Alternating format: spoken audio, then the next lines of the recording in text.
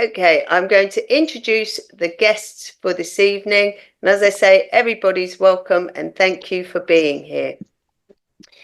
So to help us unpick the legal tangle between the Equality Act and the Gender Recognition Act, we invited guest speakers Sally Wainwright and Paula Boulton.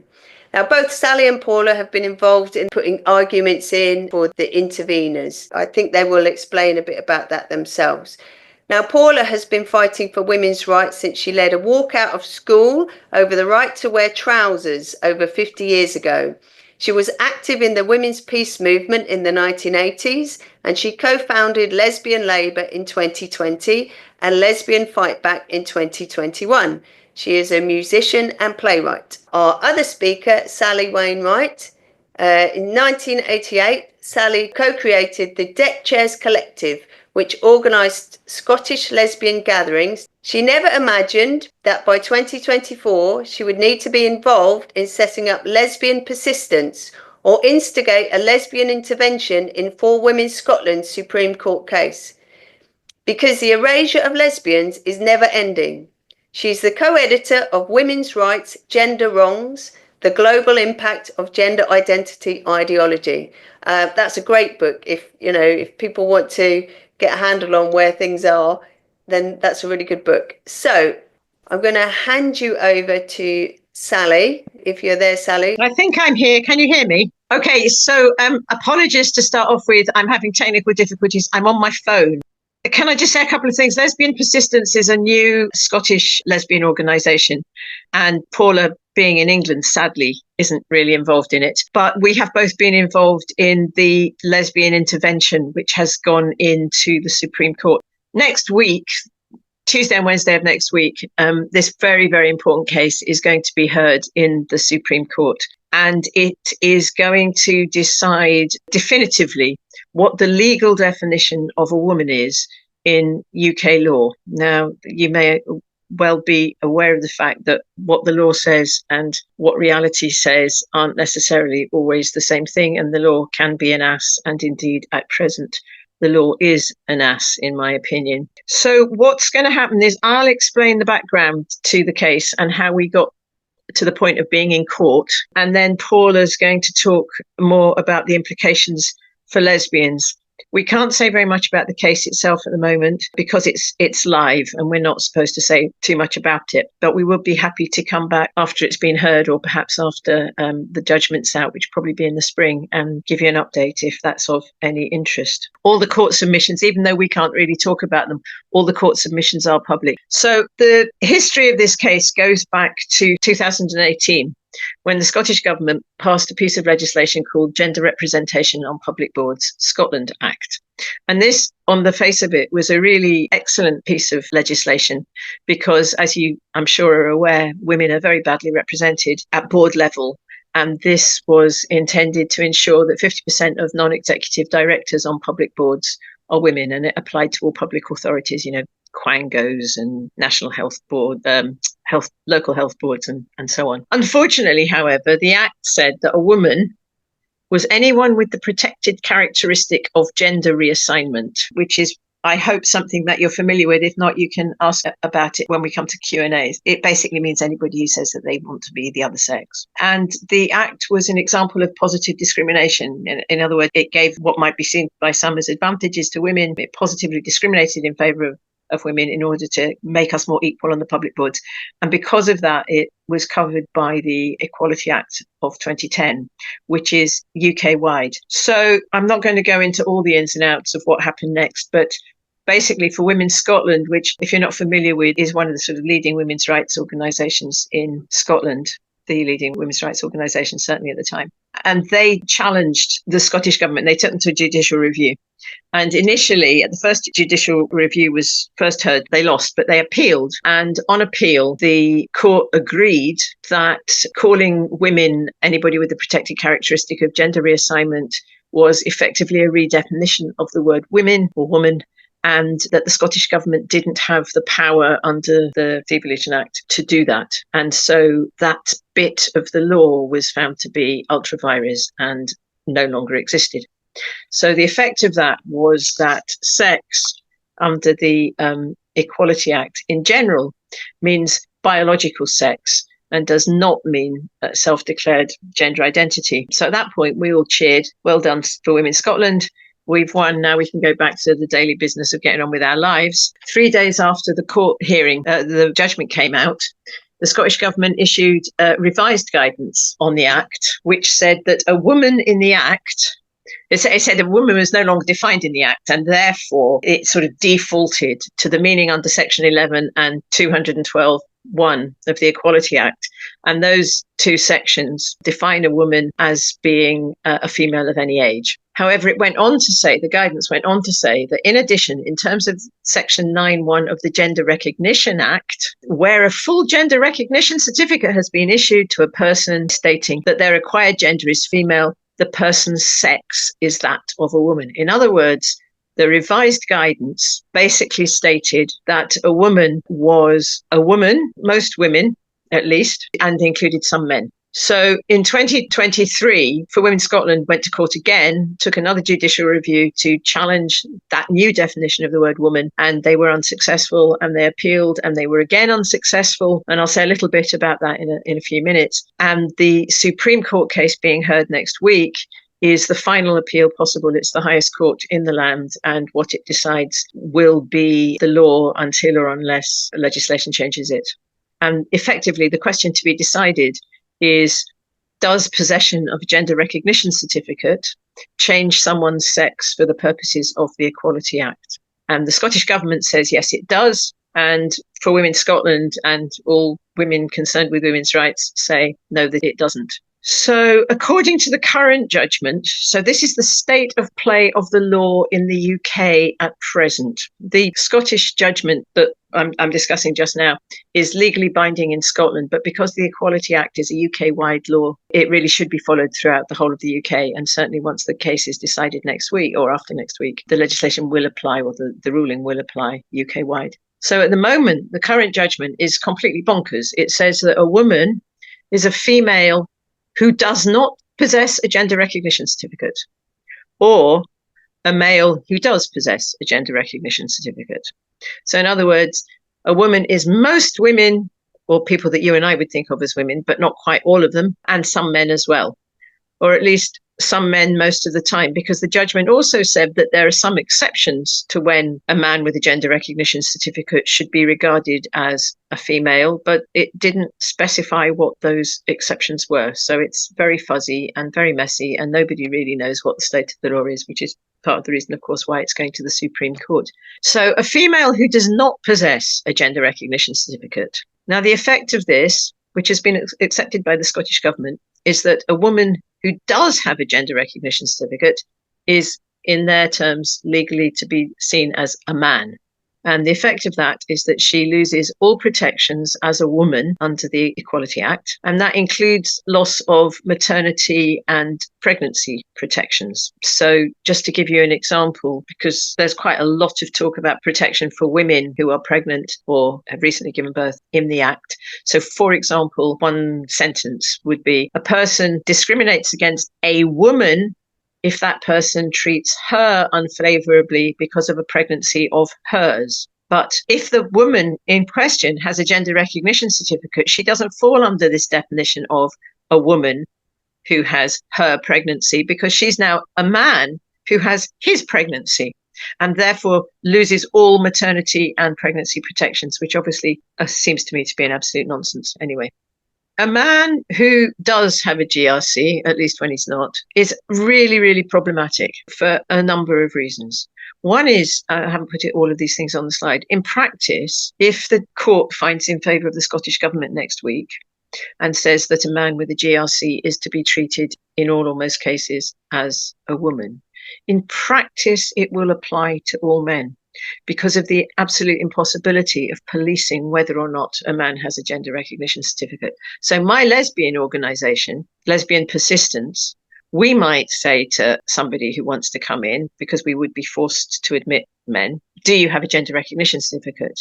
But the teenagers that are working at the John Lewis changing rooms, even if they wanted to, they're not going to be in a position to demand gender recognition certificates from men. So any man can come in and say, I'm legally a woman, and then he's going to get in, because it's absolutely impossible to tell the difference. Can I ask you a question, Sally, on that just quickly? Is it actually permissible to ask someone if they have a GRC? Yes, people think it isn't, but that's Okay. not correct. You couldn't have rules about whether people have a GRC or not. What you're not allowed to do is you're not allowed to disclose the fact that somebody has a gender recognition certificate if you've come across that information in the course of your work. So this mythical teenager, if they did, for example, ask this man going into the changing room, do you have a gender recognition certificate? Is not then allowed to repeat to anybody else, so this person has a gender recognition certificate, isn't allowed to go out into the changing room and say to everybody there, oh, this man has a gender recognition certificate, because that would be showing him up as being trans. And that would, in theory, is seen as invading his privacy, because it's all on the basis that these men pass. But of course, if they really passed, you wouldn't need to ask them for a GRC because you wouldn't know they were a man. But I've always thought it's a nonsense, because if I let a man into a women-only space on the basis that he has a gender recognition certificate, and if everybody knows, A, that's the law, and B, it's my policy, the very fact that he's there outs him. So in my opinion, they out themselves, so you don't need to do it.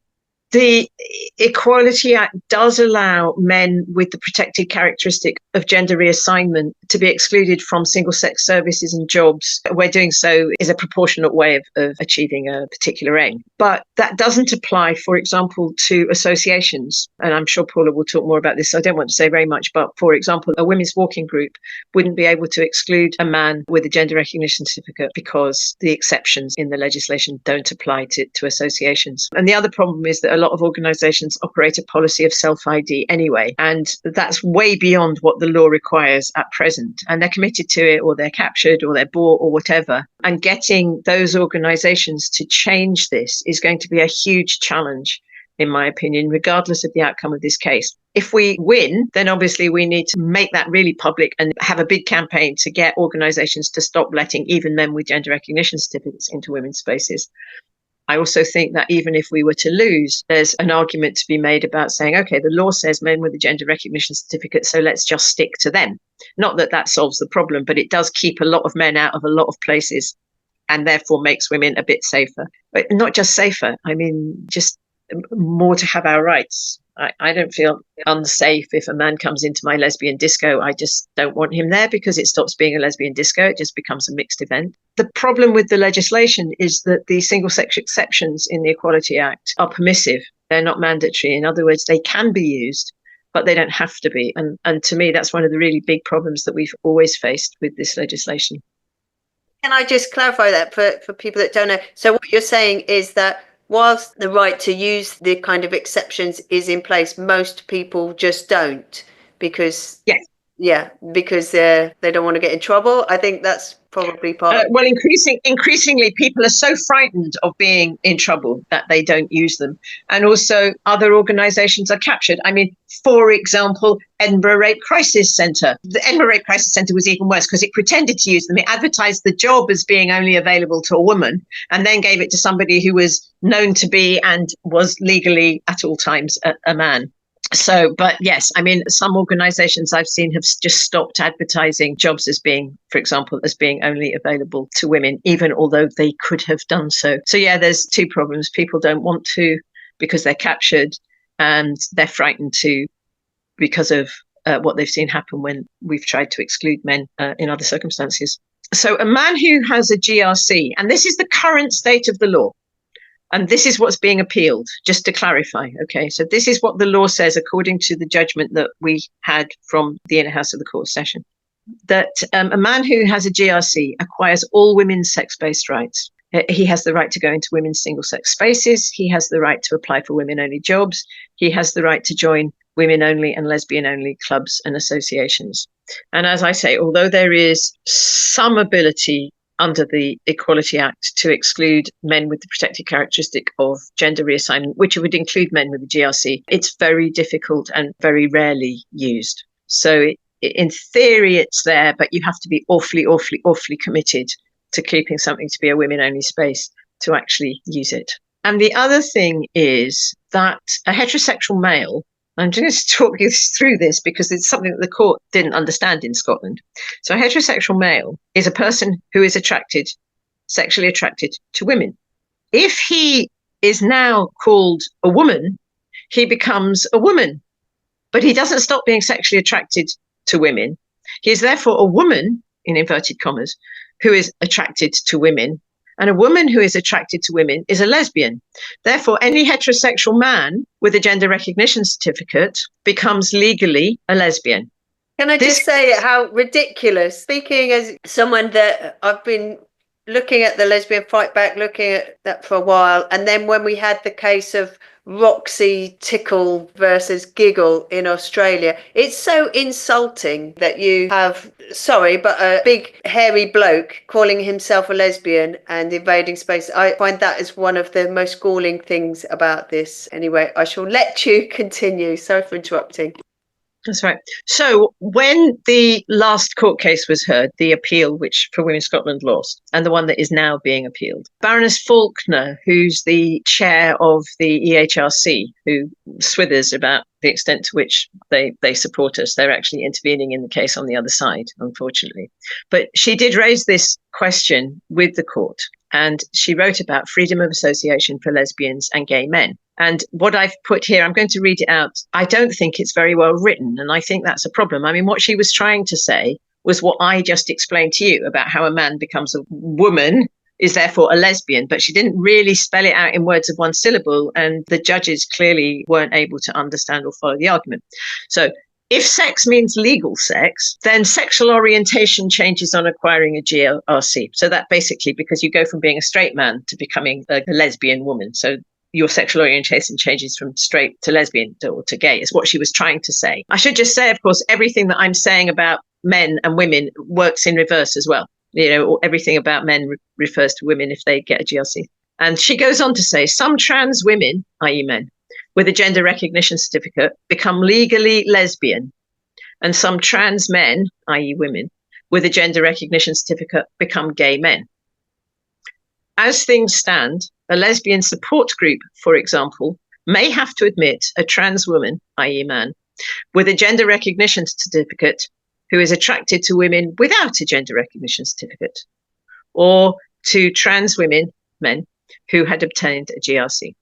On the biological definition, it could restrict membership to biological women. So that, for me, as a lesbian, my lesbian groups, I want to be able to restrict membership to biological lesbians, not to men with certificates. And as I think the Green Party has nicely shown, you know, lesbians are not attracted to certificates, we're attracted to other women. The court's response, the only thing that they wrote in their judgment that related to lesbians, I have copied in full here. But then again, Baroness Faulkner's letter was the only thing that was put in about lesbians as well. So this is why we're concerned about the invisibility of lesbians in a lot of this fight. So the court said, we confess that we have not found it easy to follow this particular submission. Well, you have to have some sympathy because it is bonkers. So unless it's spelled out in really words of one syllable, which we've tried to do in our submission, unless you spell it out in words of one syllable, it is quite hard to follow if you're not familiar with it. It is not a necessary inference from Section 9 of the Gender Recognition Act that a person's sexual orientation changes on acquiring a GRC. Well, it hasn't got anything to do with the Gender Recognition Act. It's to do with the thing that I've just explained. So this is just a red herring, I think. And then they say there is no such thing as being legally lesbian, and we have not identified a problem which would require that sex be referable to biology alone. Now, I would argue that they're mistaken in their notion that there is no such thing as being legally lesbian, because as lesbians, we have rights based on our sexual orientation, or as gay men, they have rights based on their sexual orientation. So if we have rights based on our sexual orientation, then there has to be some legal understanding of what it means to be gay or lesbian. So it seems to me that that is a legal definition of lesbian. So that is something that, in my opinion, doesn't make any sense. When I was looking at this and I was talking to Lucy Hunter-Blackburn from MBM, the wonderful Lucy from the wonderful MBM, and we were talking about this and came up with the notion of putting in a lesbian intervention into this case to try and make a much better case for lesbians, because you can see what happens when lesbians don't have a seat at the table, so to speak. However, I'm now really moving on to the whole issue about the impact of all this on lesbians, which is something that Paula is going to talk about. Yeah. So I'm going to stop. Thanks very much. Thank you, Sally. That was good. Can I just clarify something? When you spoke about the EHRC, for people that don't know, that's the Equality and Human Rights Commission, supposed to be the UK body that is supposed to oversee all of this equality stuff. And let's say they've had a bit of a checkered history over the last few years. All right, and so Paula, if you would like to introduce yourself again. And can you see me? No, you're dark. Yeah, it makes no sense.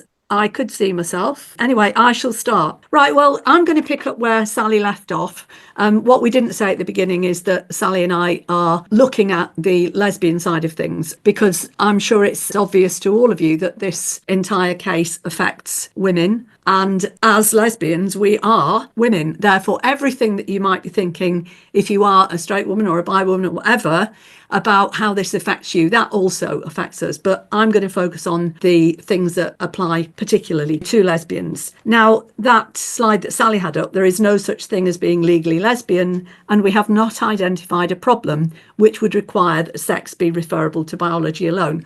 Well, that is an absolute nonsense, as I'm sure it doesn't take much brain power to work that out. How about the fact that lesbians are women who are exclusively same-sex attracted? That needs to be a good enough reason.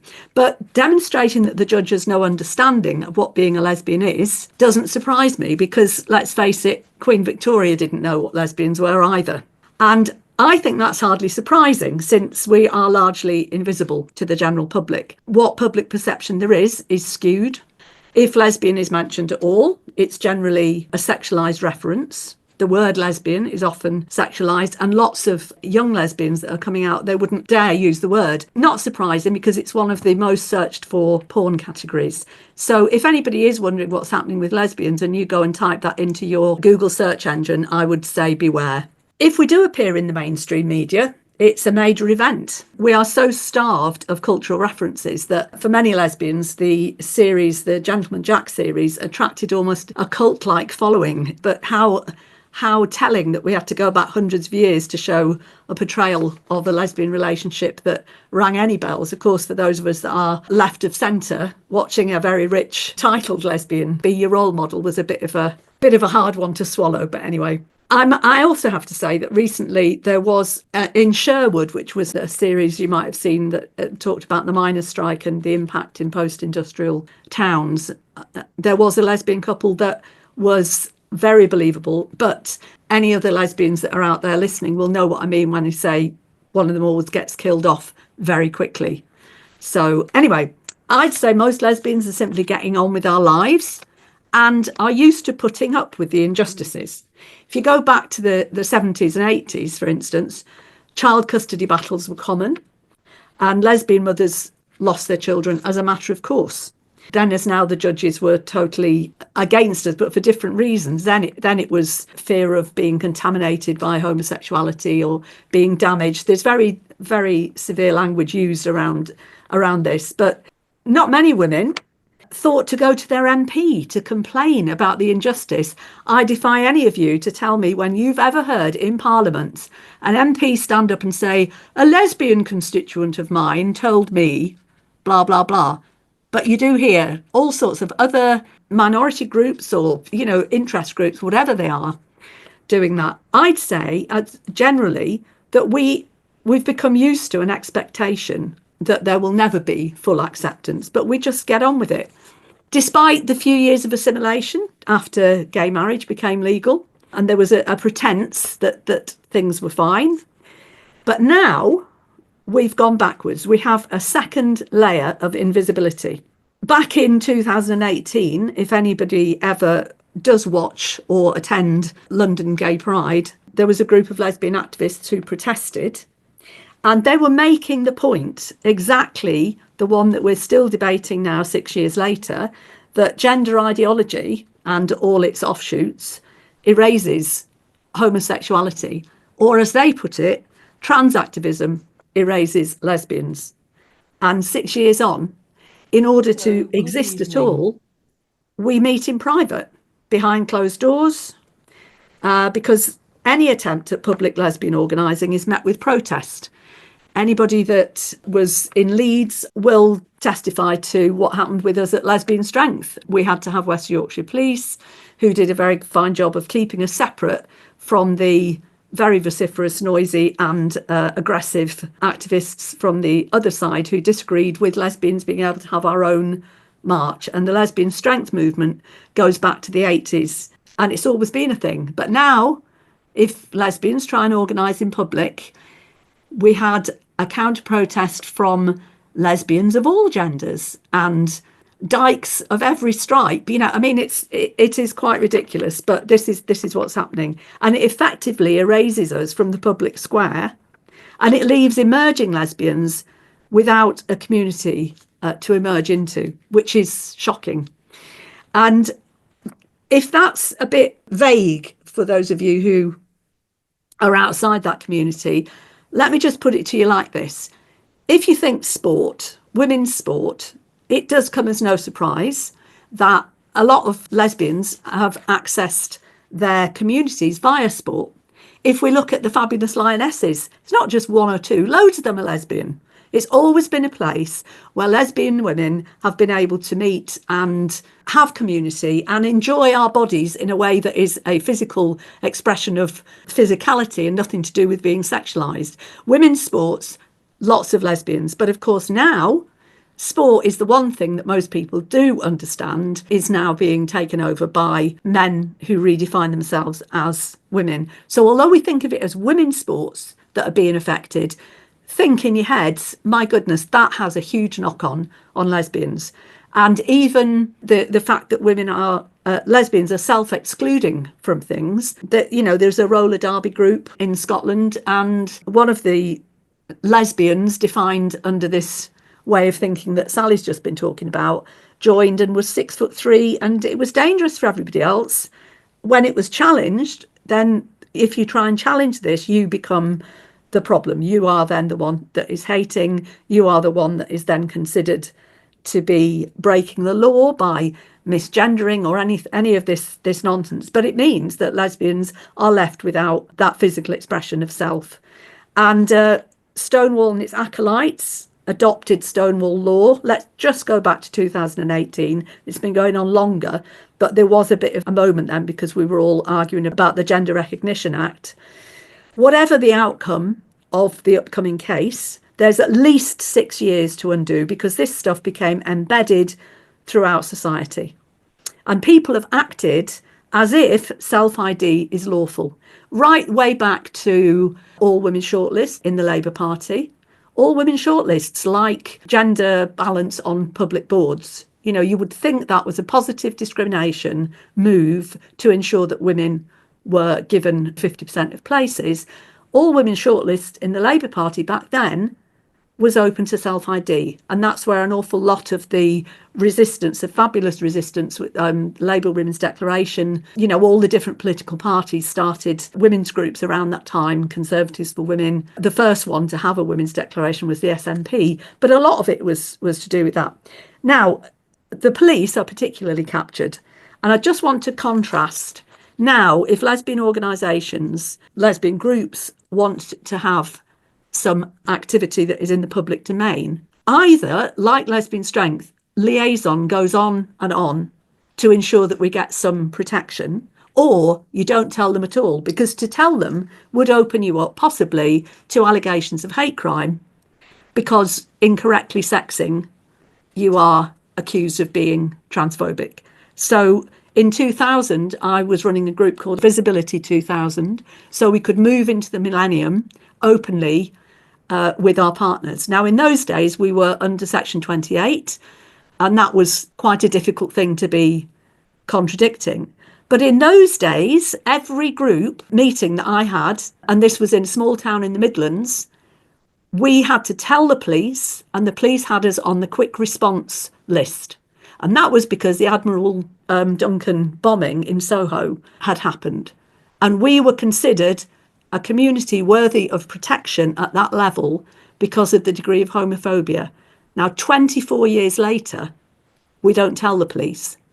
Or, in the odd case, like with Lesbian Strength, the liaison means that we get police protection, not from the usual homophobes, but from those who would deny us our same-sex attraction and our rights.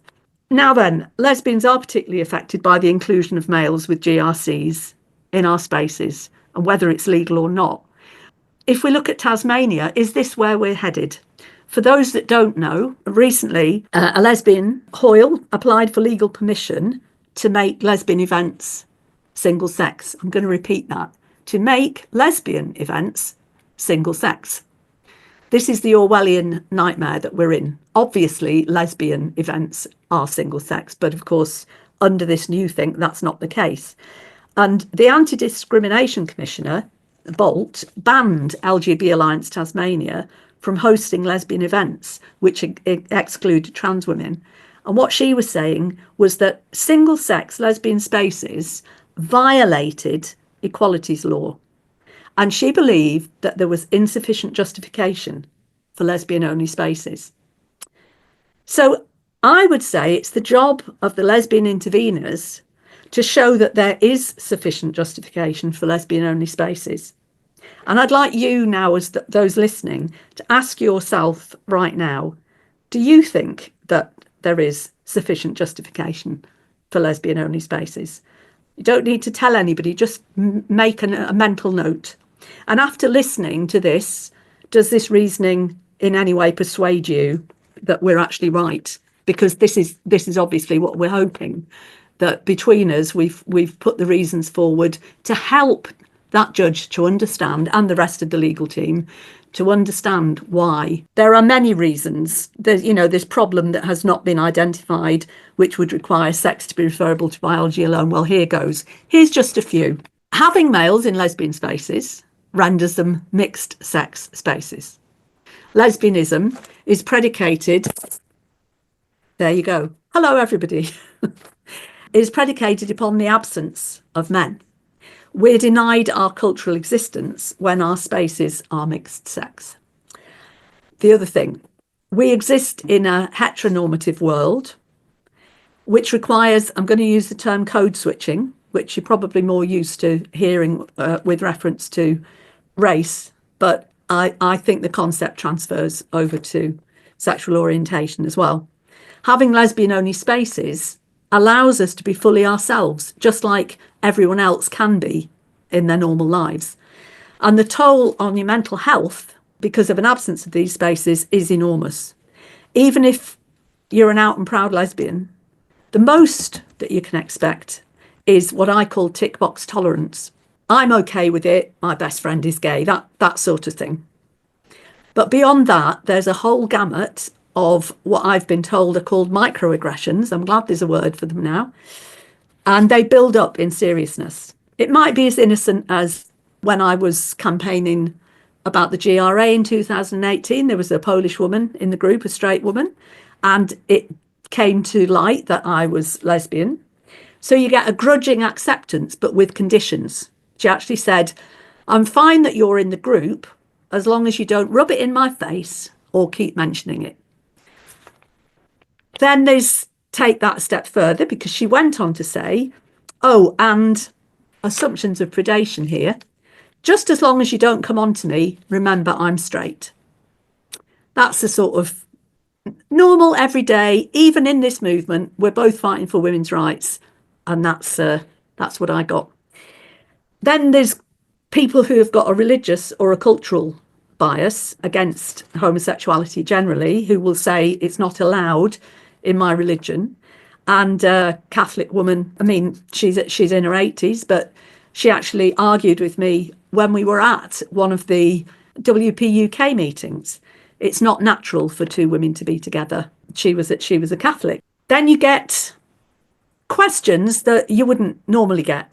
Lascivious curiosity, commentary from intrusive questioning about your sex life.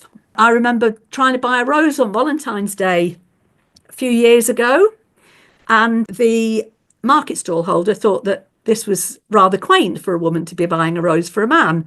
And I said, no, it's for my girlfriend. And he just wanted to know it all, really. He got his rose handed back to him. I didn't buy it from him, said it was none of his business. But That's the, starting there. Then you get the other end being asked about threesomes. I think my wife quite likes women. Do you want to come and join in?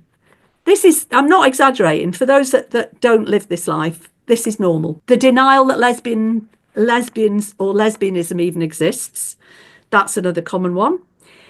Outright insults traded as banter. I don't know why I'm sparing you, but to be shouted at as you're walking around a country park, lezza, look, there's the rug muncher. That's also something that you just take on the chin.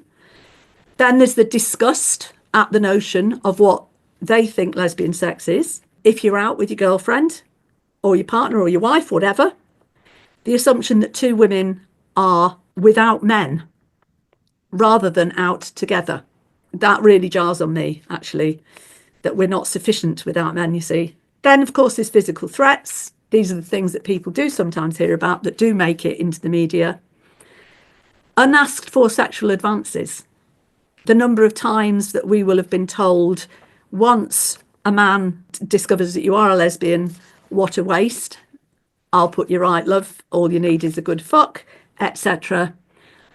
Physical assault, we've talked about. Sexual harassment and assault is also not uncommon. And I've gradually built it up, finally, to rape. And there is a term which you may have come across or not, but corrective rape is a notion, particularly in South Africa and Uganda. We know from our sisters in the Kakuma refugee camp that many of them who are there, some of their pregnancies are a result of so-called corrective rape before they manage to escape. Pretty bleak, I would say. And all of that, surprisingly, the judge didn't really understand what lesbians are or live with or through. And it means that we have this background level of hypervigilance, which is very damaging. It also affects relationships and socialising, because one way to survive in a hostile world is to make oneself invisible and to remain withdrawn unless you're in your own safe space or a safe public space where you know that lesbianism is accepted and understood. Now, mixed gay spaces used to be a partial refuge. And by that, I mean in the olden days when you'd see a rainbow flag outside a bar or a cafe and you'd think, oh, there you go, I can go in there and take my shield down for a bit or have a bit of a breather. But since the advent of no debate, which I'm saying 2018, and the rise of the so-called progress flag, which we very often refer to as the regress flag, our safe gay spaces now advertise no TERFs on our turf. And they're actually hostile spaces for those of us maintaining our same-sex boundaries. I happened to go into one when I was on the Lesbian Not Criminal tour, went into one in Cardiff, and I was actually shaking going inside. I really didn't know what I would meet inside. But anyway, it's a very hostile world. And even in those spaces, let's say there was a openly identified gay space, lesbians were subject to casual sexism from gay men, and actually there was understandable hostility to having women in what were previously men-only spaces. And there were also gay men who would make deprecatory remarks about lesbians and that would be adhering to stereotypical inaccurate beliefs about lesbian lives. That's a form of lesbophobia that only is witnessed in gay settings. I want to say that we may be underground and you can't see us, but I tell you, in those spaces, we are having a great time. Because in a lesbian-only space, we can stand up tall, stretch our wings, breathe easy, and relax the hypervigilance that in normal society we have to put up with, and be fully who we are, which does include our sexual selves. When you talk, you know that other lesbians know what you're talking about. And I was recently at a women-only camp, and the physical change, especially in some of the young women in their 30s, from the beginning of that camp to the end of that camp, was beautiful to watch. And they walked out of there stronger and prouder. And that is what happens when lesbian-only spaces are allowed to be what they are, spaces where women who are attracted to other women and build our lives around women are allowed to be. Now, because I've looked at my clock and it's nearly past, I'm going to stop there. There were a few other things that I was going to say, but let's just leave it at that for now. Okay, thank you very much, Paula. Yeah, I'm glad that you kind of sounded a bit more upbeat at the end, because the picture for lesbians does look very, very bleak in general terms. And well, we're not taking it lying down. And that's why if you look at things like Lesbian Labour have been fighting within the Labour Party, and there's 5 very, very clear things to argue. And now we're in government, of course, Labour in government, clarifying sex to clarify sexual orientation, implement the caste review, protect single-sex spaces, protect young lesbians from gender ideology, and the thing about conversion practice, they're the 5 issues. So there's positive action being taken there. Lesbian strength, out there fighting the good fight, and lesbian fight back, which is a collective of at least 28 different groups and individuals who gained 3,000 followers within a week of starting on Twitter.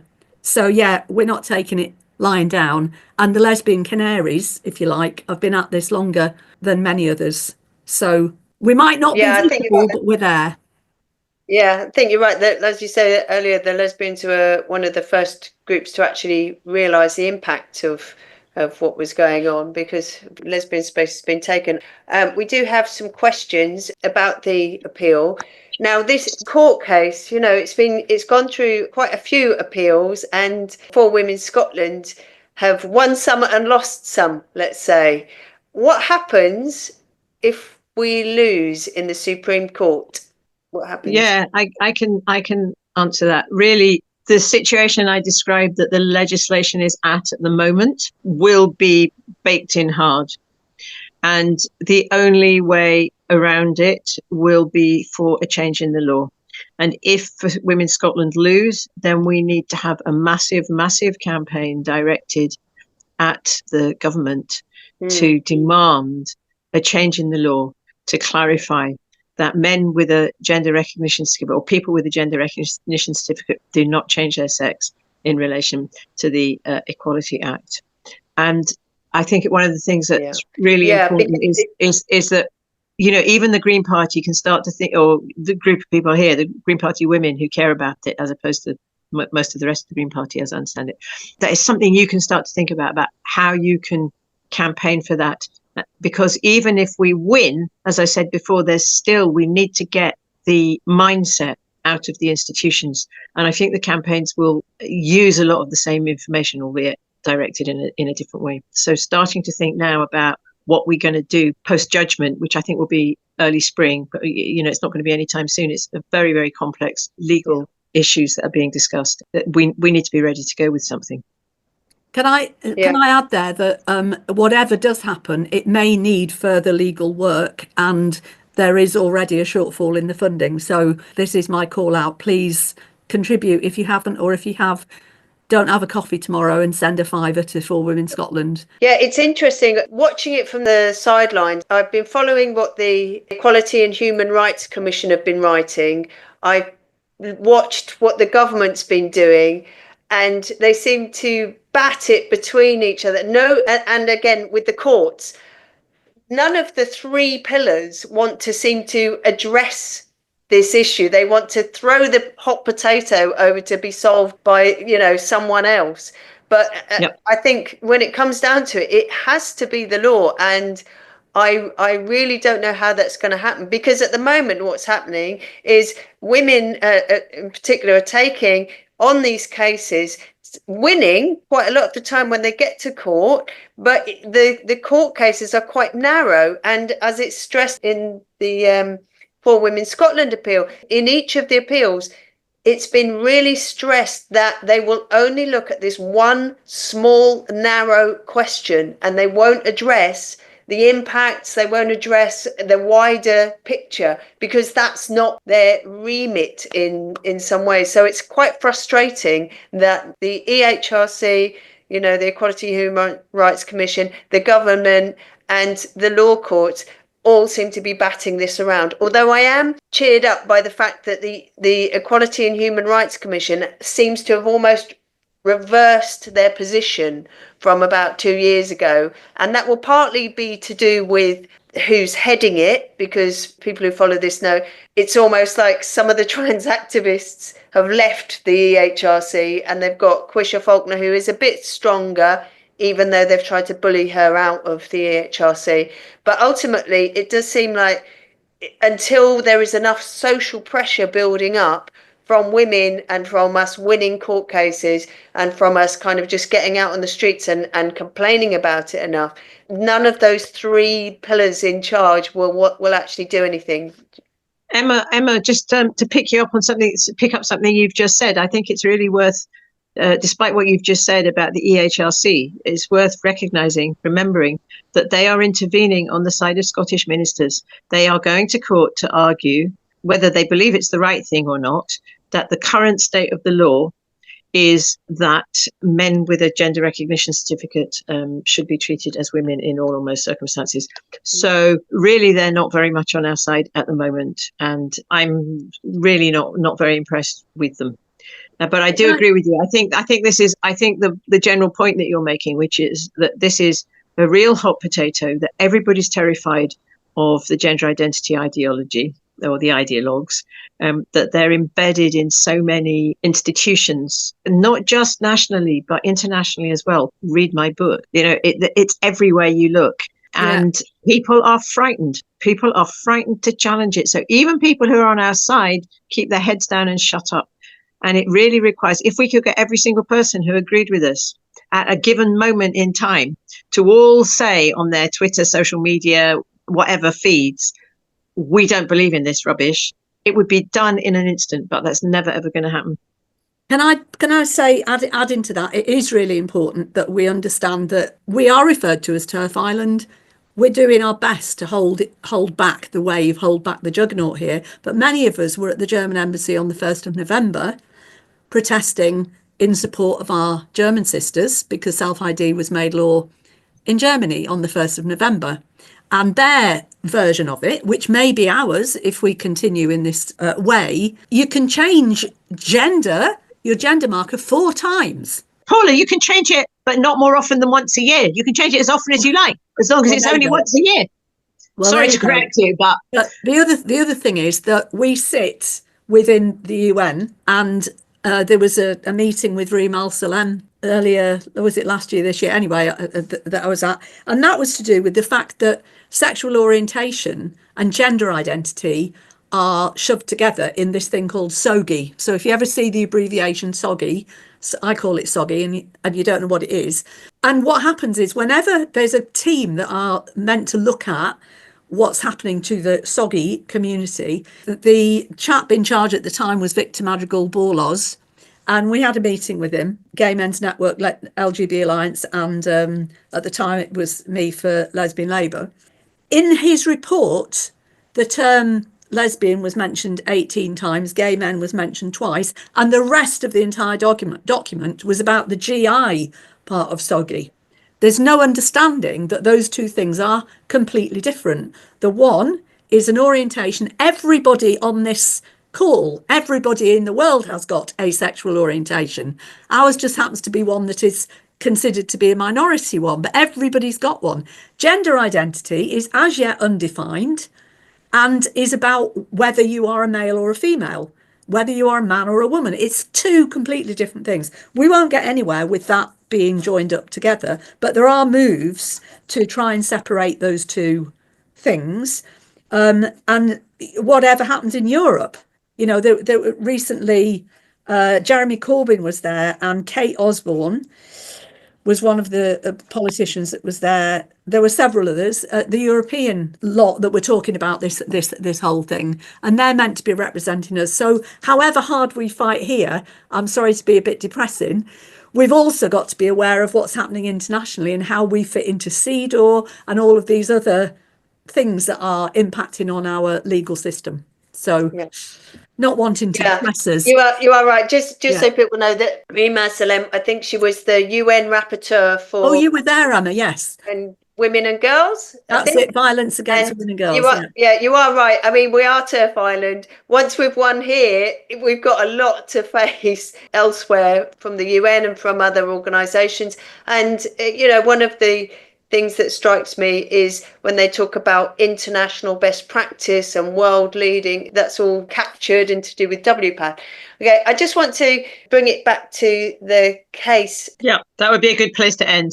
Yeah. So from a distance, this case looks so simple. It is, what rights do women have as women, and are men ever women? And for a lot of us, it would be quite an easy question to answer, I think. You'd go, no, they're men. They can just bugger off. But actually, we've ended up in a place where, because the Equality Act and the Gender Recognition Act are use sex and gender interchangeably in some respects, and because they are contradictory in some respects, that's why we are in the mess we are in terms of the law. And it isn't really simple to unpick, because at the moment what it seems is that women in law is a fluid concept. Sometimes we are one definition and sometimes we're another definition, depending on the context. And I think that one of the things that we need to come out of the law is that we as women, there is an actual fixed idea of what women are, because it seems ridiculous to me that half the population can't actually be defined in law. And obviously, as Sally said earlier, what happens to women is happening to men, although we don't hear a lot about the men because they're not impacted to the same degree. Can I just say there, sorry, I did mean to say, because of the fear at dealing with this hot potato, we've lost all of this time when actual solutions could have been being found. And I remember right back at the beginning when the Labour Women's Declaration, SNP Women's Declaration, when they were all coming up, some trans people got together, Miranda Yardley was one of them, and they had a call for third spaces. And that was from within the trans community. Straight away, we can see that these two things will never match. It will always be a contradiction. How can we solve it? And they started with the solution and got absolutely no help with that idea. And the other thing is that one thing that hasn't come up particularly is this thing I said, I used the term correctly sexing. A lesbian sister in Malta explained how that is a crime to correctly sex, because Malta have self-ID, and that exactly what happened with Tonya Grevjon in Norway, which is why we did the Lesbian Not Criminal tour. We already have the hate crime thing in Scotland. So that is another thing that we need to be really, really clear about. Whatever happens with this, we already have those things that we need to fight. Yeah. Okay, I'm just conscious of the time. We will be wrapping this up shortly. You can read the briefings. There's a nice simple briefing from Murray Blackburn Mackenzie, but you can also read the interventions that are up there. One of them is from Amnesty International, who are intervening on the other side, let's say, which is, again, really disappointing. Whoever would have thought that Amnesty International would be intervening against women's rights, as I see it, and against lesbians being able to define themselves and all the rest of it. So that's interesting. It will be one to watch this, even if it is quite complicated to pick your way through. I'm hoping that afterwards there's going to be a good briefing where it will be explained in nice simple terms exactly what's happened, and we will try and be advertising that and letting people know. So I will just say thank you very much to everyone who came. Thank you very much to our guests, Paula Boulton and Sally Wainwright. And, give a bit of money for Women Scotland. They've been battling on about this for years. And also, if you want to know more about the Green Women's Declaration, we welcome people who will follow us and look at our website and see what we're about. We're modelled on Labour's Women's Declaration, the Women's Declaration International, and the Liberal Voices for Women. So the women are fighting back, but of course we welcome the men as well to help us. So on that note, I'm just going to say thank you very much and good night to everyone.